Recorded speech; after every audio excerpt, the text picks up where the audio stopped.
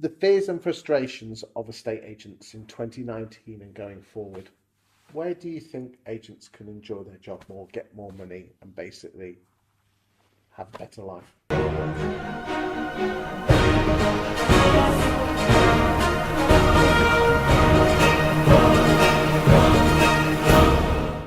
My view is it's all about the customer. They have to start thinking like the customer. If you ask the NAA will say that property owners these days are moving house once every 17 years. That might even get longer, possibly. Yes. They have to understand that their customers are not experienced. Their customers are not thinking like estate agents. Their customers don't know the order in which they need to do things often. Even myself, I'm not entirely opposed to transacting again now. So they have to flip around that whole thing. Every customer that's coming in, I mean, when we talk to a lot of agents, they say, "I don't want any tenants, don't want any tenant leads." But if you go and speak to a tenant, as far as they're concerned, they are the most important person in the world. Yes. And they are a potential customer. And every tenant will know a landlord. And every tenant will know other people who might be property. If they have a good experience, that can go through. So think about that customer experience. Think about how you can add value at every step of the way. It's not about sort of saying, "What's that much?" Think about how you can help shave a couple of grand off their purchase at the other end of the chain. It will speed things up. Okay. May help you get a bigger fee. If I can save you some money there, can I get a bit more here? Possibly. There's all kinds of things they need to do. Also, I'm constantly amazed about how many agents are not maximising their opportunities for other referrals and referral fees. One of the things we always do at Yomdel is bake into the engagement all of the different revenue opportunities, buyer to a seller, to a mortgage, to maybe conveyancing, and there are other things that we could do as well. And how many people I speak to, they're not getting anything. They need not think about sales commission, think about average transaction fees. How much can they actually make? And do you think they know the numbers? Rarely. I mean, we do. I mean, we've talked to a lot of agents. Some agents, and I would say, when we talk about what is the future of agents, estate agency, we've spoken about, the Thomas Morrises and the U-Moves and some of these organisations that are really focused on the digital world as well. Yes. And that is a branch. Your website is a branch. And if people are investing in that, but investing, as Andy touched on there, not just short term. I think at the moment it's all about today's fee. It is very short term, isn't it? It's not investing in the future, and I think that's what they need to do. Why do you think people think short term and not long term? Because at the moment the pressure is on in the industry, and if the pressure's on, then people want to deliver on the numbers today, and that is important. But then equally, as we've touched on before, if we're not answering an email, if we're not following up in the right way, because it's not instantly going to give you a sale. And these people that cultivate relationships and then fully develop those relationships, they succeed. I think there's another thing to add here, and that's that the discussion about the traditional, the high street, and the online agent is, as far as I'm concerned, is a false discussion. I agree. It is not the right discussion to be having. Doesn't matter where you trade from. No. Doesn't matter where you trade for. All of your customers are online. They've all got a smartphone these days. Yeah, I mean, let's be honest. This is the remote control to people's lives. Absolutely right. But also the level of understanding and the difference, because people don't know what an estate agent does, and they don't know what an online estate agent does. It's just it's a different price as far as they can see. And as one client said to me just a few months ago, I was speaking to this lady, and she said, where are you looking? Thinking that she would say the area where she wanted to buy a house, and she said, well, I'm looking on Rightmove and Purple Bricks, aren't I? Because that's what you do. Because she thought Purple Bricks was equivalent to a listing place. So you're dealing with very low levels of awareness in much of the market.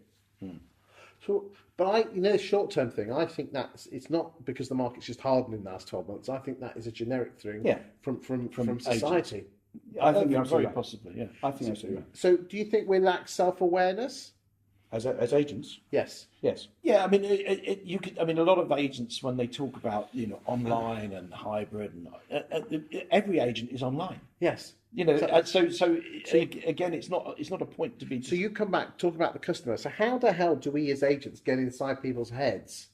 Or more importantly, get inside their hearts. Think about yourself as a consumer. Every single one of us, whether we're a business owner or an estate agent, whatever we are, we're also a consumer. Think about how you act yourself in transacting, looking for things to buy, and then flip that into your business.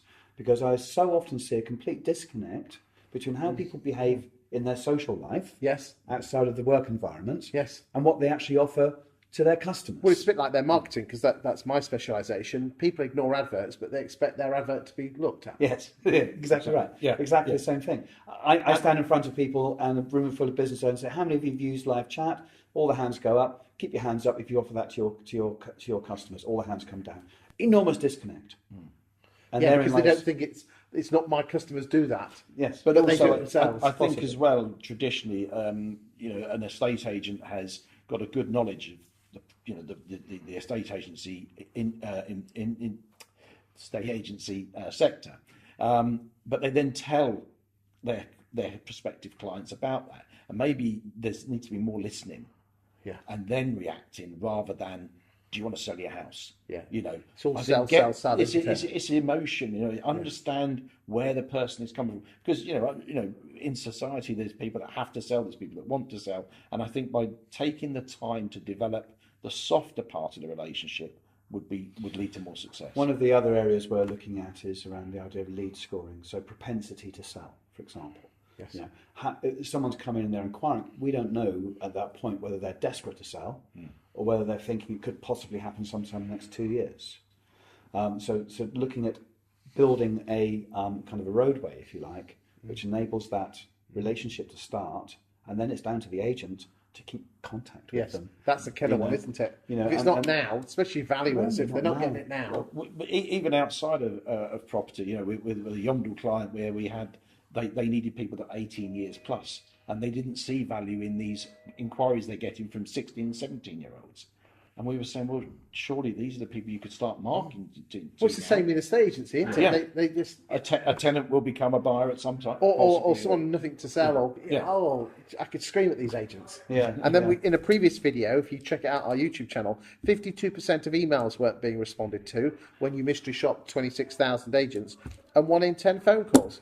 Amazing. The opportunities are staring them in the face, but unfortunately, with a lot of these leads, they'll just think, well, I can't be bothered with that because so many of them are rubbish. But you've got to find a way to get to the ones that hold value. Gentlemen, Thank you. thank you very much Mr. for this Watkin. series of interviews. We've done this on our my YouTube channel. If you want to have a look at them, they're all there. I think you'll find them very insightful and very useful. We talk a little bit about Yomdel. We talk a little bit about mystery shopping and emails and things like that. And gentlemen, I just want to say thank you very much for the opportunity. Thank you for to your be time. today. Thanks, Chris. Thank you. Cheers. Thank you.